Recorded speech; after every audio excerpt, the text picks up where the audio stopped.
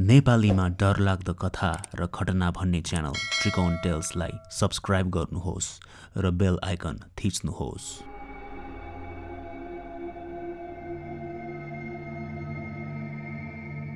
पहिले अहिलेको जस्तो न त बिजुलीको सुविधा न त हाते घडी वा खल्तीमा मोबाइलको नै सुविधा। समयको अत्तो पत्तो पाउन पनि प्रकृति या त पशुपन्छीहरूकै भर पर्नु पर्थ्यो। किचकण्डीहरू पनि परापूर्व कालमा त व्यापक नै हुन्थे भनिन्छ। आजको श्रृङ्खलामा पनि त्यस्तै एउटा श्रोताले पहिलेको समयतिरको एउटा घटना लेखी पठाउनु भएको छ, साथै अर्को श्रोताको 1 वर्ष अगाडिको सत्य घटना। सुनौ त्रिकोण टेल्सको 79औं श्रृङ्खलामा 2 सत्य घटनाहरू। पहिलो श्रोता। मेरो नाम ईश्वर गुरुङ, बसाइ चाहिँ बुटवल। यो घटना पोहोर सालको हो। म र मेरो साथीसँग घटेको थियो। यता नेपालमा कोभिडको पहिलोचोटि भएको लकडाउन खुलेको बेलाको कुरा हो। मेरो साथीको घर पनि बुटवलमै। ऊ चाहिँ भारतीय सेनामा थियो अनि छुट्टीमा घर आएको थियो र त्यो आएको केही दिनमै उसको पल्टनको साथीको सुर्खेतमा बिहे थियो। मेरो पनि सुर्खेतमै केही काम परेको थियो। त्यसैले मेरो साथीले जाउँ न त सुर्खेत, तेरो काम पनि गरौला अनि बिहेमा पनि सँगै जाउँला भन्यो। म पनि मार्केटिङको काम गर्थेँ र म सुर्खेत नेपालगञ्ज पनि गइ नै रहन्थेँ। त्यसैले मैले पनि हुन्छ भनेर हामी साथीको बिहेको लागि हामी मोटरसाइकलमै गयौँ। बुटवलदेखि दाङ अनि दाङदेखि सुर्खेत। बिहे चाहिँ साथीकै घरमै थियो। त्यसैले हामी सुर्खेत पुगेपछि साथीलाई फोन गरेर बाटो बुझ्दै गयौँ। मुख्य चोक र बजारको बाटोहरू त मैले चिन्थेँ, तर भित्रको बाटो चिन्दिन थिएँ। साथीको घर वीरेन्द्र चोकदेखि लगभग 14-15 किलोमिटर भित्र थियो र पुरै कच्ची बाटो। हामी लगभग 30-45 मिनटमा बिहेको माहौल रहेको त्यस साथीको घर पुग्यौँ अनि रमाइलो गर्दै हामी सबैजना नाचगान खानपिन गर्न थाल्यौँ। त्यस्तो गर्दा गर्दै समय गएको पत्तै भएन। कोभिडको त्रास त थियो, तर लकडाउन भर्खरै खुलेकोले रमाइलो गर्ने इच्छा त सबैलाई थियो। बिहे घरमा धेरै मान्छेहरू रहेकाले हामीले बस्न चाहिँ कुनै होटलमा गएर बसौँ भनी कुरा गर्यौँ। सुर्खेतको साथीले त बिहे घरमै बस्न आग्रह गरिरहेकै थियो, तर हामीलाई अप्ठ्यारो लागेकोले हामी होटलतिर नै जाने भयौँ र हामीलाई भोलिपल्ट बिहानै नेपालगञ्ज हुँदै बुटवल फर्किनु पर्छ भनेर पनि हामी त्यहाँबाट हिँडिहाल्यौँ। म मोटरसाइकलको पछाडि बसी र मेरो साथीले मोटरसाइकल चलाउँदै हामी होटलको लागि हिँड्यौँ। लगभग रातिको 10:30-11 हामी जाँदै गर्दा 3 बाटोको एउटा चोक जस्तो आयो। नौलो ठाउँ रहेकोले त्यसपछि हामी कता जाने हो भनेर अलि अलमल्ल पर्यौँ। बिचको बाटो जाउँ भनी हामीले त्यही बाटो समायौँ अनि अगाडि जाँदै गर्दा हामी सेनाको हो कि एपीएफ प्रहरीहरूको गेट नजिकै पुग्यौँ अनि यो बाटो होइन रहेछ भनेर हामी फेरि त्यही 3 बाटो चोकमै फर्कियौँ अनि अर्को दायाँमा रहेको बाटोतिर गयौँ। रात झनै छिप्पिँदै थियो अनि मङ्सिरको महिना हुनाले तापक्रम पनि तेजीसँग घट्दै कुहिरो लाग्न थालिसकेको थियो। हामी मोटरसाइकलमा अगाडि बिस्तारै बढ्दै नै थियौँ, तर त्यो बाटो हामीलाई बिहान आएको बाटो झैँ लागेन। हामी बिहान आएकै बाटो फर्किएको जस्तो त लागेको थियो, तर त्यो बाटो हिँड्दा भने त्यस्तो लागेन। त्यही पनि हामी अघि बढ्दै थियौँ। अलि अगाडि बाटोको छेउमा हामीले एकजना मान्छेलाई देख्यौँ। त्यस मान्छे चाहिँ हल्लिँदै हिँड्दै थियो। पुरै मदिराको असरमा बाटोमा टिल भई हिँड्दै थियो। वरिपरि अरू कोही पनि नभएकोले र बाटो भुलिएकोले जाँड खाइ टिल भएकै मान्छेसँग पनि हामी सोध्न बाध्य भयौँ, यो बाटो मेन हाइवे निस्किन्छ भन्दै। त्यस मान्छेले भने मदिराकै तालमा भन्दै अघि बढिरह्यो। हामी पनि अब हेर्दै जाउँ भनी अघि बढ्न थाल्यौँ र अघि बढ्दै गर्दा हामीतिर एउटा कोही मोटरसाइकलमा विपरीत दिशातिर जाँदै गरेको देख्यौँ अनि त्यस मान्छेलाई रोकेर हामीले त्यही प्रश्न गर्यौँ, दाइ यो बाटो हाइवे निस्किन्छ होला? त्यस मान्छेले पनि मोटरसाइकल रोकेर हेलमेटको सिसा खोली हामीलाई होइन निस्किँदैन, पछाडि फर्किएर अर्को बाटो लिनुपर्छ भन्यो अनि गइहाल्यो।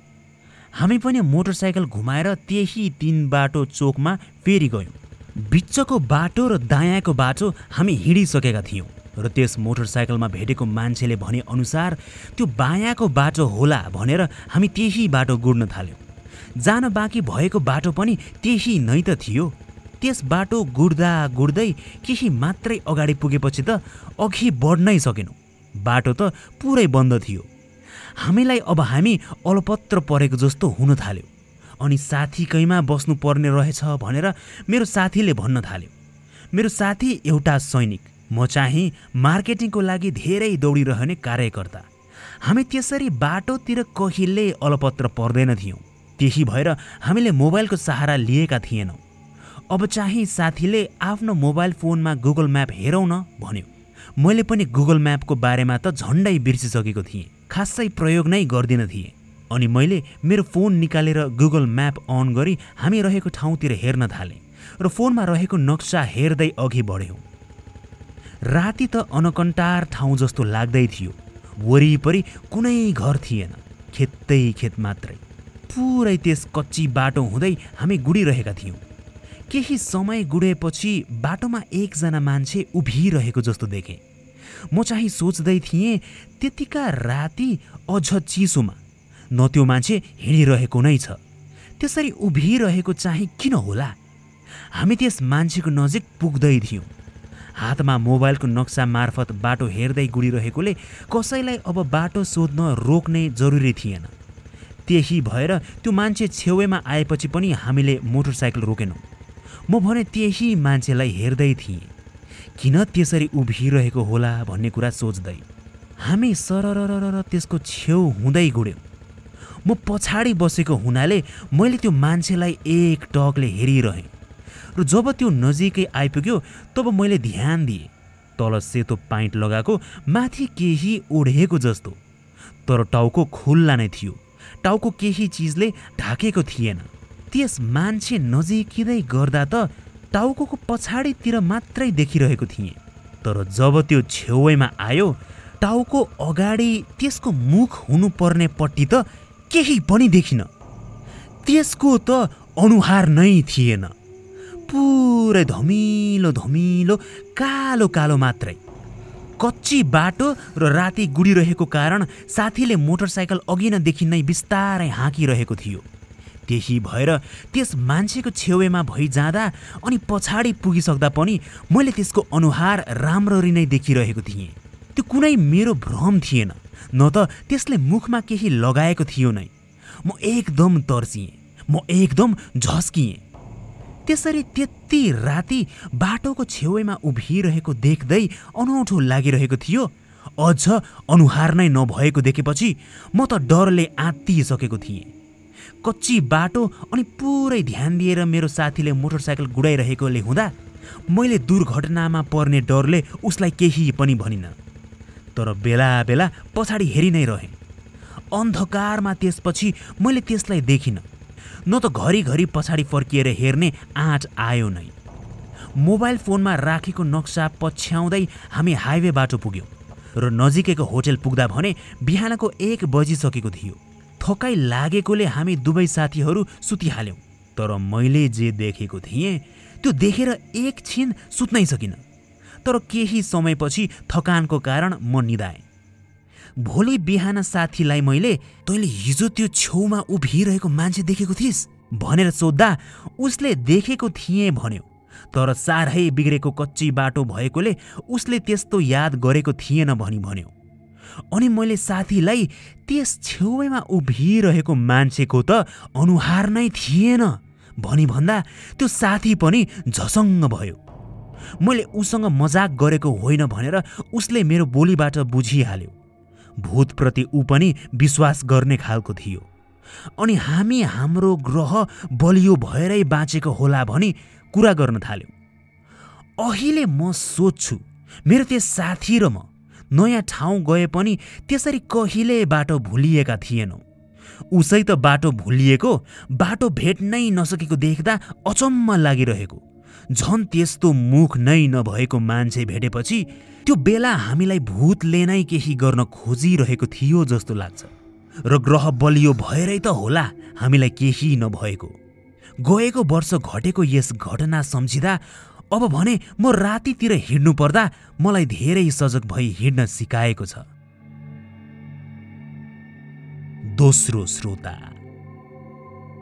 मेरो नाम अभिषेक थापा हो। मेरो घर चाहिँ गोर्खा जिल्ला बोलाङ गाउँपालिका। अहिले चाहिँ काठमाडौँको कीर्तिपुरमा पढाइको लागि भनेर बसेको 2-3 वर्ष भयो। मैले अहिले भन्न लागेको घटना चाहिँ मेरो नभएर मेरो ठुलो बाबाको हो। यो घटना चाहिँ गोर्खाको नै हो। यो घटना आज भन्दा 22-23 वर्ष अगाडिको हो।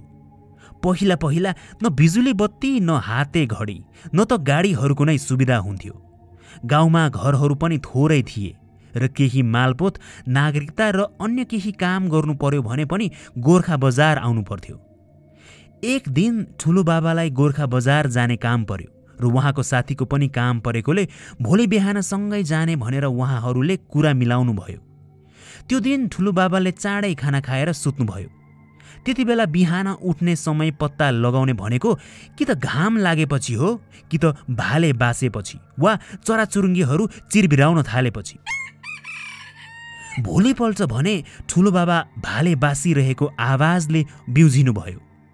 बाहिर निस्किँदा अलि अँध्यारो नै थियो, तर साथीको घरमा गई सँगै निस्किने कुरा भएकोले अरू बेला भन्दा 1 घन्टा नै त चाँडो उठेको हो भन्दै उहाँ छिटो छिटो घरबाट निस्किनु भयो।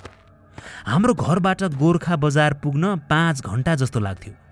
अब साथीकोमा गई साथीलाई सँगै लिएर जाउँला भन्ने सोची ठुलो बाबा साथीको घरतिर लाग्नुभयो। जाँदा जाँदै बाटोमा खोला पर्थ्यो र त्यही खोला छेउ भएर जाँदा ठुलो बाबाले देख्नुभयो कि नजिक त केही राम्री केटीहरू हाँस्दै गफ गरिरहेका थिए।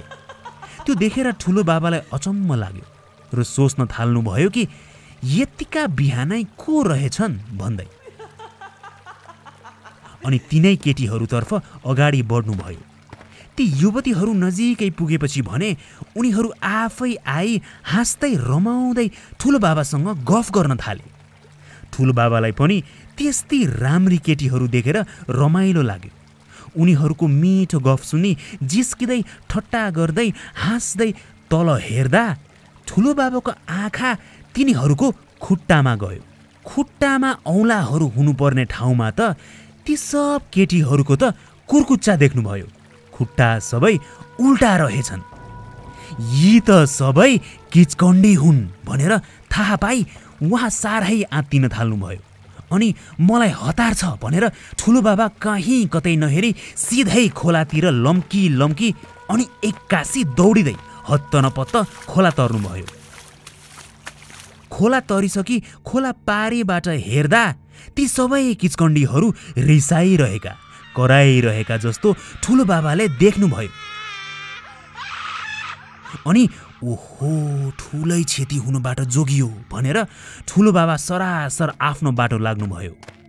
उहाँ अब भने लम्की हिँड्दै हुनुहुन्थ्यो र त्यसरी हिँड्न थाल्नु भएको एकैछिनपछि भने उहाँको पछाडि कोही आइरहेको जस्तो उहाँलाई लाग्न थाल्यो। पछाडि यसो फर्किएर हेर्दा भने अघिनकै त्यही किचकन्डीहरू मध्ये एउटी किचकन्डी दौडिँदै डर लाग्दो पारामा एकदम तेज गतिमा ठुल बाबातिर आउँदै पो थिए। त्यो देखेपछि डरले केही समय नगुमाई ठुल बाबा हतार आफ्नो पाइला पनि तेज गतिमा अघि बढाई दौडिन थाल्नुभयो। अनि अगाडि आइसकेको साथीको घरतिर लाग्दै गर्दा साथीको घर छेउमा रहेको गोठमा एउटा भर्याङ ठडाइएर राखिएको थियो। त्यही भर्याङ चढेर ठुलबाबा गोठमाथि डराउँदै घोप्टो परिबस्नुभयो। गोठको छतमा घोप्टो परेर त्यसरी बसेको केही समयमै त्यही अघिनो पछाडि लखेड्दै दौडिरहेकी किचकन्डीको टाउको बिस्तारै भर्याङमाथि आउँदै गरेको देख्नुभयो। त्यो किचकन्डी त भर्याङ चढेर माथि आउँदै रहिछे। आधा भर्याङ मात्रै माथि चढेर त्यो किचकन्डी भने त्यही भर्याङमै उभिरही डराउँदै बसिरहेको ठुलबाबा र त्यस किचकन्डीको आँखा जुधियो। न त डरले ठुलबाबाले अन्तै हेर्न सक्नुभयो न त त्यस किचकन्डीले आफ्नो आँखा ठुलबाबाको आँखाबाट अन्त लगी नै न त आँखा झिम्काइरहेकी थिई नै। भर्याङको 5औं खुड्किलामा उभिएर त्यस किचकन्डीले ठुलबाबालाई हेरिरहेकी नै थिए। त्यसरी आधा भर्याङ मात्रै चढेर त्यही उभिरही त्यस किचकण्डीले ठुलबाबालाई लगभग 1 घण्टा जति हेरि नै रही। जब त्यही गोठ छेउमा रहेको भाले बास्यो अनि मात्रै त्यो किचकण्डी भर्याङबाट तल उर्ली। डरले त्यस किचकण्डीलाई नै हेरिरहेको ठुलबाबा किचकण्डी त्यसरी ओर्लिएको देखेपछि उहाँ छतमा उठेर त्यस किचकण्डीलाई हेर्न थाल्नुभयो।